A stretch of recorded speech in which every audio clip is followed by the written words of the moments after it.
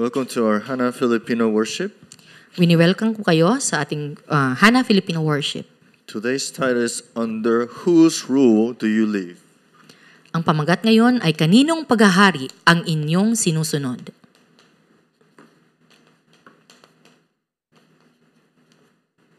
We read 1 Samuel chapter 8 verse 1 to 9. At binasa natin ang nasa unang Samuel 8, 1-9. I think we're living in a time that is rather being rule over something, right?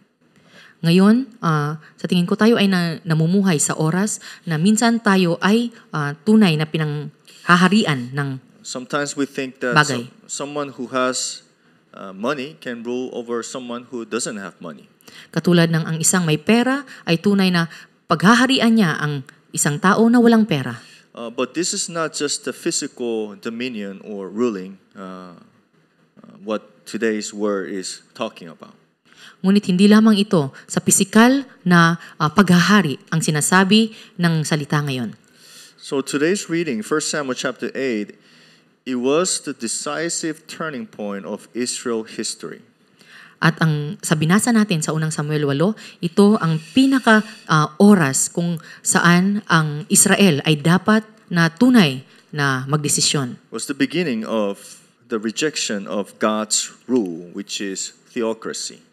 Ito yung simula ng kanilang pagtanggi sa paghahari ng Diyos at ito ay tinatawag na theokrasiya. The word theo comes from theos, which is God. At ang ibig sabihin, ang salitang Theos ay ang Panginoon. And you read today that Israel people now demands a physical king. At nabasa natin na ang Israel gusto nila ng pisikal na hari. A human king. Ang tao na maging hari. Same thing for us. We want real, physical, visible answers. Katulad sa atin, gusto natin ng mga makatotohanan, pisikal at makikitang mga sagot. We're not satisfied with salvation. Hindi tayo kontento lamang sa kaligtasan na meron tayo. We're not satisfied with just praying spiritually. Hindi tayo kontento lamang sa pananalangin espiritual. We want something that we can touch and feel. Gusto natin ang mga bagay na kaya nating hawakan at pwede nating maramdaman. This is what Israel is asking right now to Samuel. At ito ang hinihingi ngayon ng mga Israelita kay Samuel. But they asked this when Samuel was already old. Ngunit ito ay kanilang hiningi kay Samuel nung siya ay matanda na. So in other words, they no longer want, I'm just going to write it here, invisible reign of God. Ibig sabihin, ayaw na nila ang paghahari ng Diyos na hindi nakikita. Remember in chapter 7, there was a great revival, which is the Mitzvah movement, right? Kung babalikan natin sa pangpito ng Samuel, ay merong malaking pagbabago na naganap sa Mizpah. But after great revival, we can see that time passed and Samuel now is old and his two sons became corrupted too. Ngunit pagkatapos ng napakalaking pagbabagong iyon sa Israel, ngayon si Samuel ay matanda na at ang kanyang dalawang anak ay naging mga kurap na rin. But look at what he says in chapter 8 verse 5. He says, like all the other nations, like they have kings, we also want king. Ngunit kung titingnan natin ang nasa unang Samuel 8:5, gusto nila na katulad ng mga ibang nasyon na merong hari, gusto nilang magkaroon ng hari. Same thing as today. Church, the people of God, is mixing the gospel with the worldly things. Katulad ngayon, ang mga nasa simbahan, ang mga tao na mayroong gospel, gusto nilang ihalo ito sa mga bagay ng mundo. God, I want also success like these people also have. Panginoon, gusto ko ring magkaroon ng katagumpayan katulad ng mga ibang tao. So it was not about leadership issue, right? It's not that Samuel was a bad leader. Hindi ito dahil si Samuel ay naging masama ang kanyang ang kanyang paghahari sa Israel. It was a direct rejection of God's sovereignty and God's ruling. Ang katotohanan ay ayaw na talaga nila ang paghahari ng Diyos sa kanila. But we need to now think why Samuel, being a tremendous prophet, why their kids, their sons, become corrupted. Ngunit ang dapat nating makita ngayon, bakit si Samuel na napakagaling na propeta, bakit ang kanyang mga anak ngayon ay naging corrupt? Have you ever, did you think about this today? Why does this happen then? Inyo ba itong pag-isipan ngayon, bakit ito nangyari? Why? Bakit? So Samuel was a responsible father? Ibig sabihin ba na si Samuel ay isa siyang irresponsableng ama? He did not pray for his kids? Hindi ba siya nanalangin para sa kanyang mga anak? Let's look at the book of Ezekiel. Kung titingnan natin ang libro ng Ezekiel, chapter 18, verse 20. sa 18, 80. Ezekiel chapter 18, Ezekiel 18, 20. verse 20.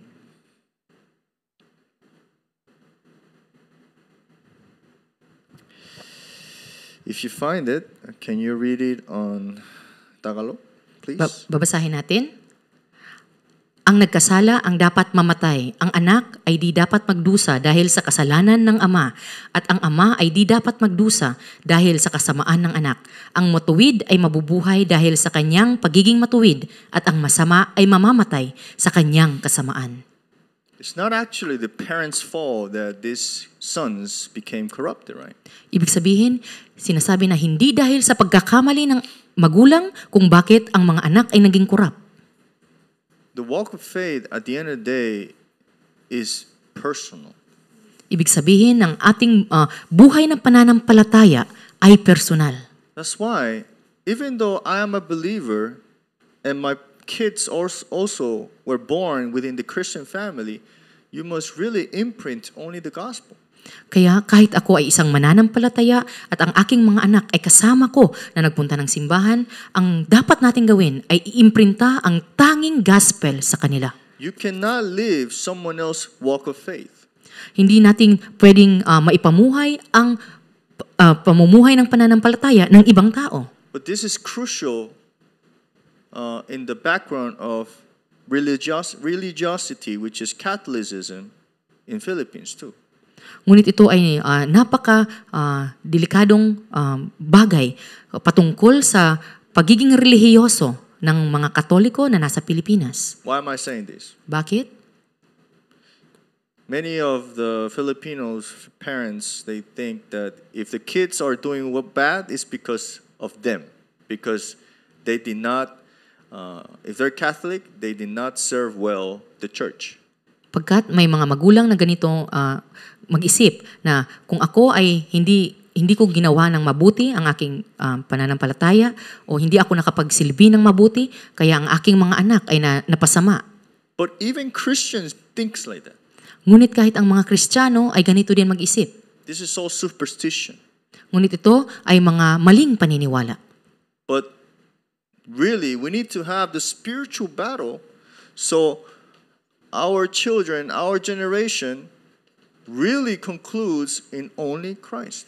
Kaya dapat tunay na mayroon tayong espiritual na pakikipaglaban upang ang ating mga anak, ang kanilang konklusyon ay nasa tanging Kristo. Do you understand what I want to say? Naiintindihan niyo ba ang nais kong sabihin? Of course, there's responsibility upon us to really teach our kids the covenant. Meron tayong mga responsibilidad na tunay na turuan ang ating mga anak patungkol sa gospel. But it is not up to you to make your children be men of faith. Ngunit hindi sa kakayahan mo upang ang iyong mga anak ay maging tunay na mga merong pananampalataya. It must be God ruling over our generation. Ang dapat, ang Diyos ang siyang tunay na maghari sa ating henerasyon ngayon. Do you understand? Naintindihan niyo ba? But if you keep teaching your kids God's ruling physically, they will stray away. Ngunit kung ang iyong ituturo ay ang pisikal na paghahari ng Diyos, sila ay mapapalayo. It's a little bit hard to understand, but this is very, very important. Ito ay mahirap maintindihan ng konti, ngunit ito ay napaka-importante. There's so many things that we're teaching our kids God's ruling in a physical way. Marami tayong itinuturo sa ating mga anak na paghahari ng Diyos sa pisikal na paraan. If you pray a lot, you will be good at school. Kung ikaw ay mananalangin ng marami, ikaw ay magiging magaling sa If you eskwelahan. come to church diligently, God will bless you. Kung ikaw ay laging nasa simbahan, ikaw ay pagpapalain ng Diyos. So our kids, in their hearts, they have a different ruling of king. Kaya sa mga puso ng ating mga anak, meron silang may ibang naghahari sa kanila. It's not fear to God, it's being afraid of the Father now. Ito ay hindi ang pagkatakot sa Diyos, kundi sila ay takot na sa Diyos. But we're teaching to be afraid of the Father, not fear to God. At ngunit ang ating tinuturo ay matakot sila sa Diyos. That's why it's very important. Our parents, you need to understand this.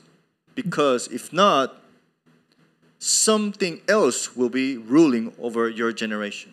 At sa ating mga magulang, ito ay napaka-importante na ating maintindihan upang ang ating henerasyon ay hindi iba ang maghari. Samuel said to God, "Why are they rejecting me if I've served them so well, you and the people?" Sinasabi ng Diyos kay Samuel, bakit nila ayaw nilang ako ang maghari sa kanila? Na ikaw naman ay nagtunay na nagsilbi sa kanila ng mabuti. And God said, "It is not that they're rejecting you. They're rejecting me." Ngunit sinabi ng Diyos, hindi ikaw ang kanilang tinatakwil, ngunit ako. Who is rejecting you right now? Sino ang nagtatakwil sa iyo ngayon? Who is giving a hard life to you right now? Sino ang nagbibigay sa iyo ng pagpapahirap? Who is persecuting you now? Sino ang gumagawa ng masama sa iyo ngayon? It's not that they hate you, it's because they don't want to put God in their hearts. Hindi ibig sabihin na galit sila sa iyo, ngunit ayaw nilang ilagay ang Diyos sa kanilang mga puso. That's why you need to have the spiritual battle.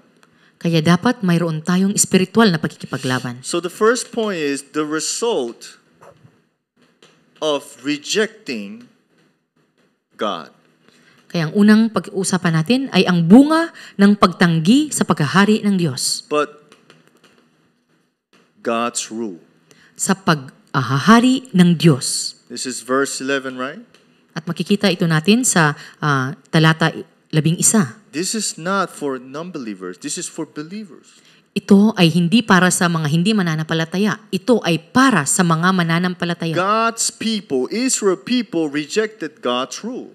Ang mga Israelita, ang mga pagtao ng Diyos ay kanilang itinanggi ang paghahari ng God Diyos. said to Samuel, "Warn them what happens if they reject me." He says, "Warn them, tell them." At sinabi ng Diyos kay Samuel na bigyan mo sila ng babala kung ano ang mangyayari kung hindi ako ang magiging hari nila. God did not just destroy them or gave them problem. He warned them before it happens. Hindi binigay ng Diyos ang sakuna sa kanila ng agad-agad, ngunit binigyan sila ng Diyos ng babala. But what happened? At ano ang nangyari? The first thing said, "If you reject my ruling, your children will suffer." Suffering of the children.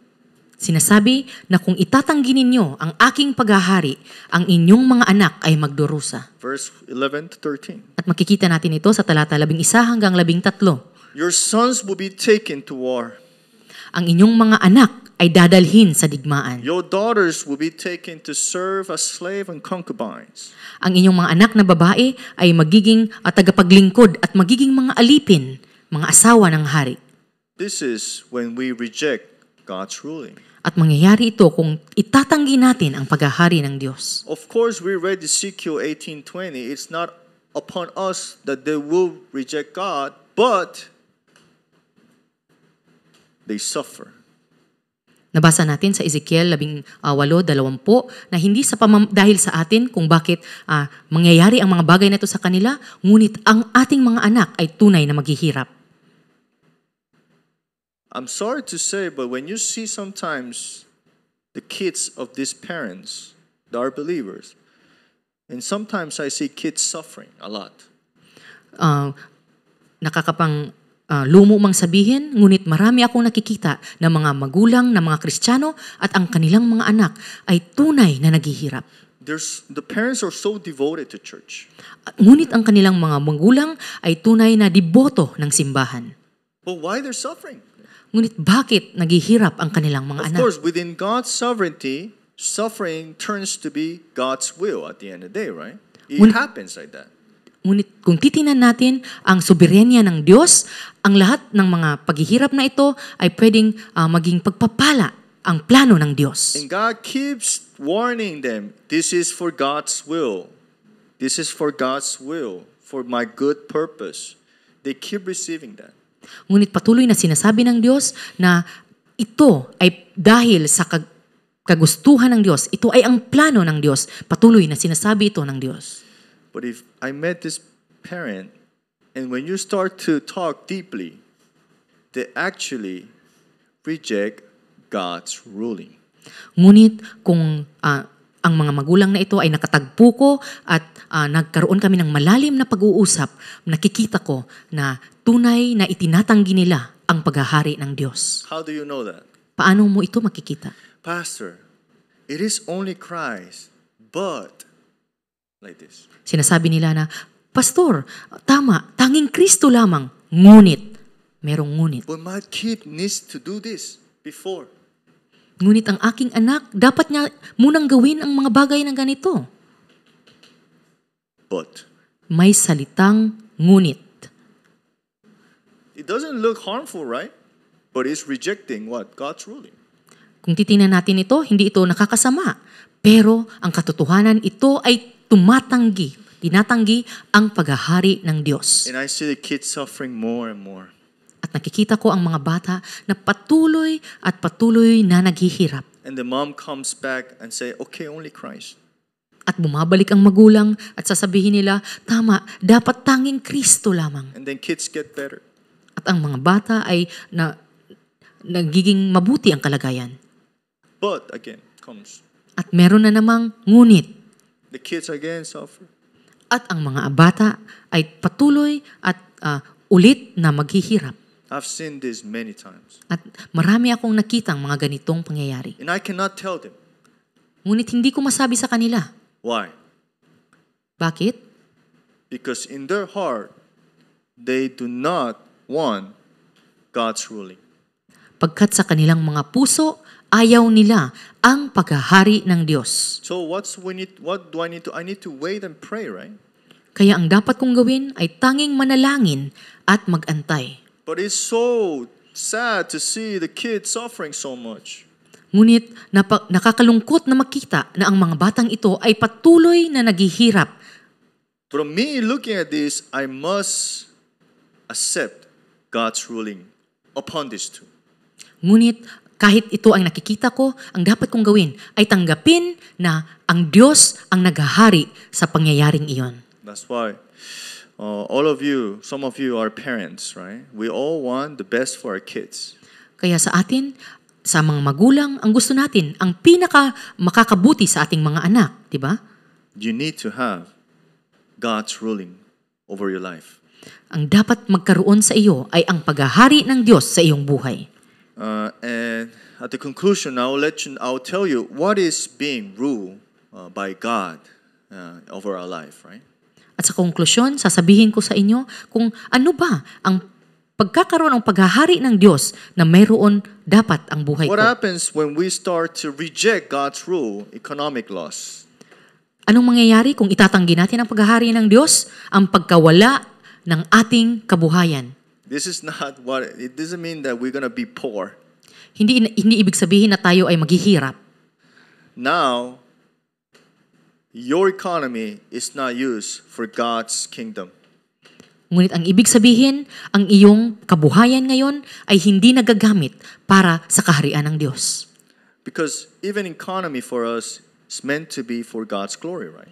Pagkat para sa atin, ang ating ekonomiya, pangkabuhayan ay dapat nakalaan para sa kaharian ng Diyos, for war evangelization, right? para sa pandaigdigang ebanghelisasyon. But now you can't even think about it because you don't have God's ruling anymore upon you. Ngunit ngayon, dahil hindi ka na pinaghaharian ng Diyos, hindi mo man lang ito maisip. And third, because you reject God's ruling, that's why you have unanswered prayers. At sa pangatlo, dahil itinatanggi mo ang paghahari ng Diyos, ang iyong panalangin ay walang sagot. Verse 18. Makikita natin sa talata God 18. said, if I don't rule over you, I don't have no reason to answer you. Sinasabi ng Diyos na kung wala ang aking paghahari sa iyo, wala din akong dahilan upang sagutin ang iyong mga panalangin. And this time is a silence in prayer. At ang oras na iyon ay ang katahimikan sa panalangin. This is when God's people start to be very lost on the walk of faith. At ito ang umpisa kung saan ang mga anak ng Diyos ay tunay na nawawala na ngayon. And if you're lost, you start to seek for other things than it is not God, right? At kung ikaw ay nawawala, ngayon nag-uumpisa ka ng hanapin ang ibang bagay na hindi ang Diyos. And what happens when we reject God's ruling? Now, we cannot defeat our invisible enemy. Ngayon, dahil hindi ka pinaghaharian ng Diyos, wala ka ng kakayanan laban sa kaaway na hindi nakikita. And who's that? At sino yon? Satan. Si Satanas. No human can defeat the power of Satan. Walang sino man ang kayang talunin ang si Satanas. You know, without God's rule, we can never be outside of Satan's attack. Ibig sabihin, kung wala ang paghahari ng Diyos sa atin, hindi natin kayang makalabas sa mga atake ni Satanas. And because of that, we start to have the loss of the kingdom of God. At dahil dito, tunay na nawawala na sa atin ang paghahari ng Diyos. There's no peace in my heart anymore. Wala nang kapayapaan sa aking puso. My environment got better, my economy got better, but no peace. Ang aking paligid ay umaayos, ang aking ekonomiya ay umaayos, ngunit walang kapayapaan sa akin. No healing. Walang kagalingan sa akin. No true blessings. Walang tunay na pagpapala sa akin. This is when we reject God's ruling. At ito ang nangyayari kung tinatanggi natin ang paghahari ng But Diyos. how can we have now God's ruling over us? You need to hold on to the true king. Ngunit paano ang paghahari ng Diyos ay tunay na mapapasa akin? Dapat kong panghawakan ang tunay na hari. And our true king is Christ alone. At ang ating tunay na hari ay si Kristo lamang. Because of this, we know that He has defeated our invisible enemy. At malalaman natin na tinalo na ni Kristo ang kaaway na hindi natin nakikita. Do you understand what I mean? Naiintindihan niyo ba ang aking sinasabi? Christ came in 1 John 3:8 to defeat the works of the devil, right? Dumating si Kristo sa unang Juan 3:8 upang tapusin ang paghahari ni Satanas. Through His death, once for all, we have been taken out from death, from the hands of Satan. At sinasabi na sa lahat na ginawa niya ng isang beses na tayo ay tunay na makawala sa kamay ni Satanas. Why Christ alone? Because Christ is the only one who delivers us from Satan's hand. Bakit si Kristo lamang? Pagkat siya lamang ang tunay na makakatalo at makakapawala sa atin sa kamay ni Satanas. He transfers us from slavery to what? To glorious freedom to be children of God. Siya ay dinala niya tayo mula sa pagkaalipin papunta sa pagiging mga anak ng Diyos. And also Christ gave us royal authority because we have become royal priesthood. At tayo ay binigyan niya ng Royal authority, royal priesthood. ng makalangit na paghahari at otoridad. 1 Peter 2:9. At makikita natin ito sa unang Pedro 2:9. Siyam. Mark 3:13-15. He delegated us His authority. He gave us His authority.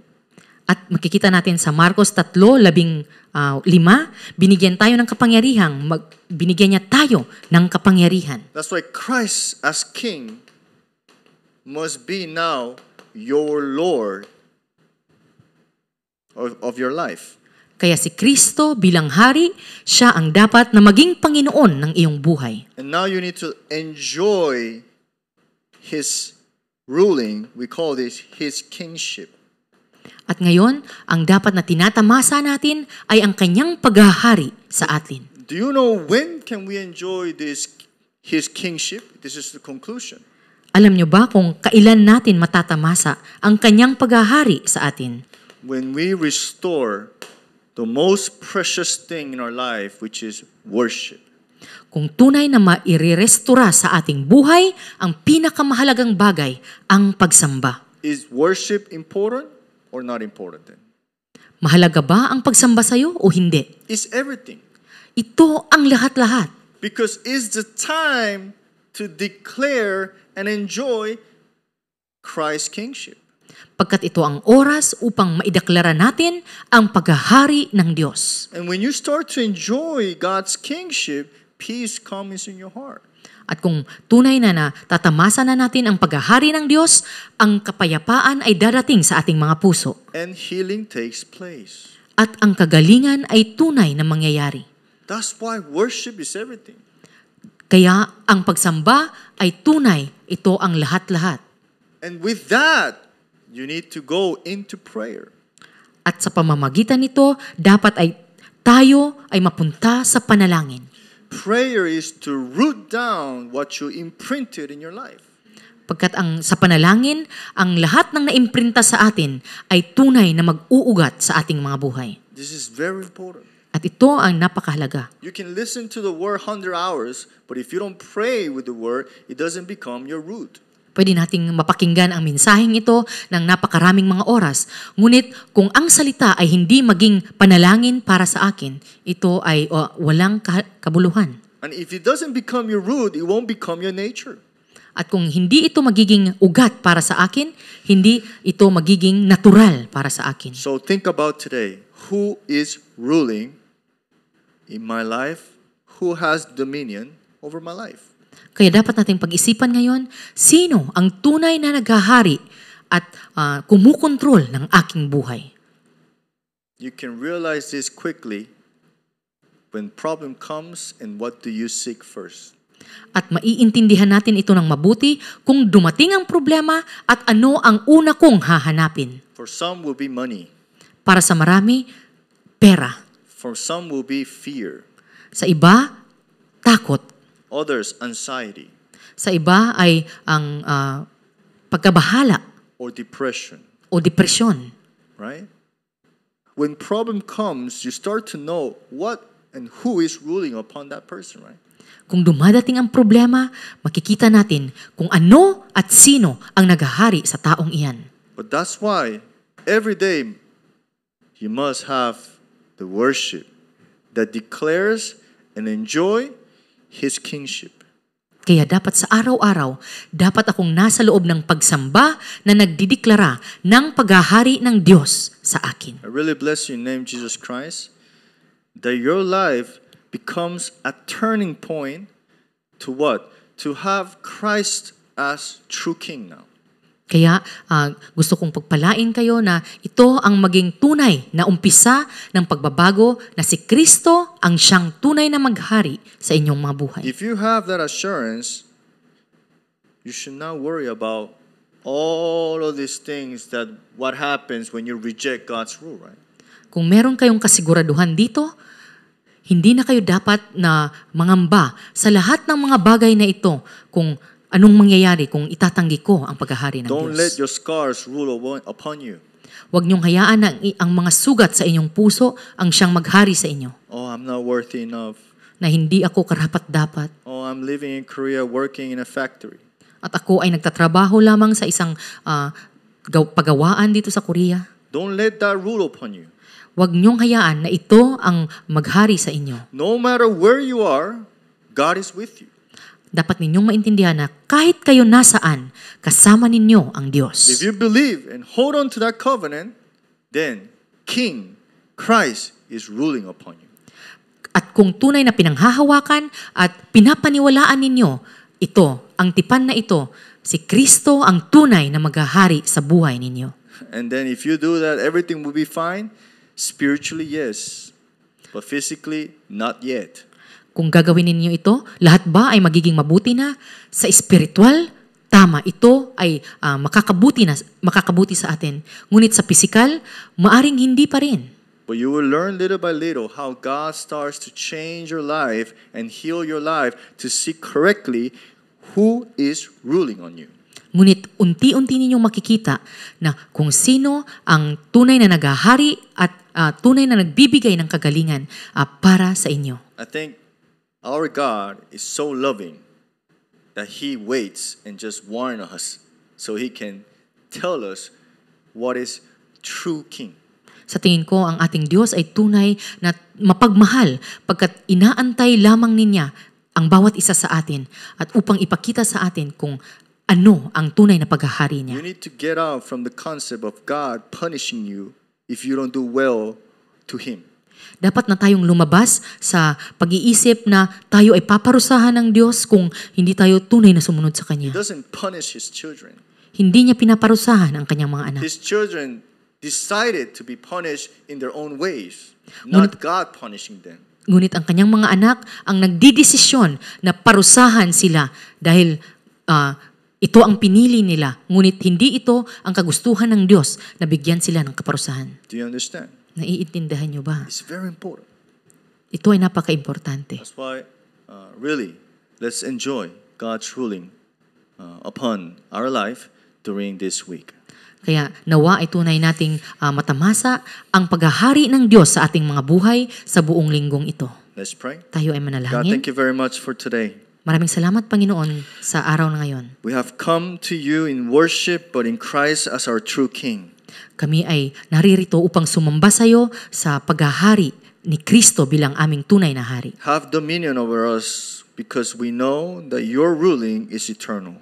Pagharian mo po kami, kontrolin mo po kami pagkat alam namin na ang iyong paghahari ay magpawalang hanggan. There's so many things that are ruling upon us, but we know that this is not eternal. Maraming mga bagay na naghahari sa amin ngayon, ngunit alam namin na ito ay hindi pang walang hanggan. Let us realize this reality, listening and restoring worship. Nawa ay tunay naming maintindihan ang realidad na ito at ang lahat ay mairestora sa loob ng Give pagsamba. us the strength so we can put this word in prayer every day.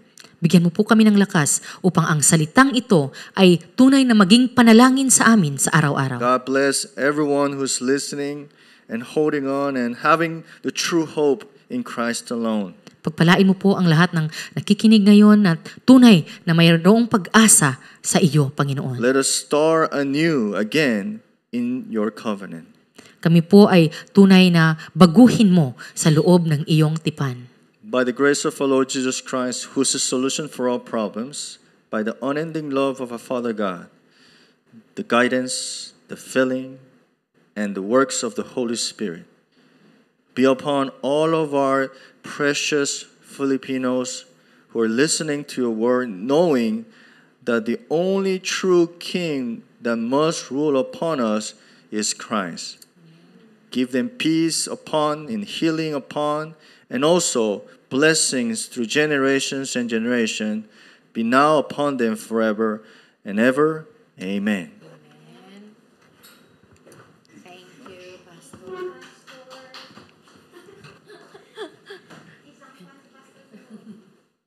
Let's wait to not fall asleep.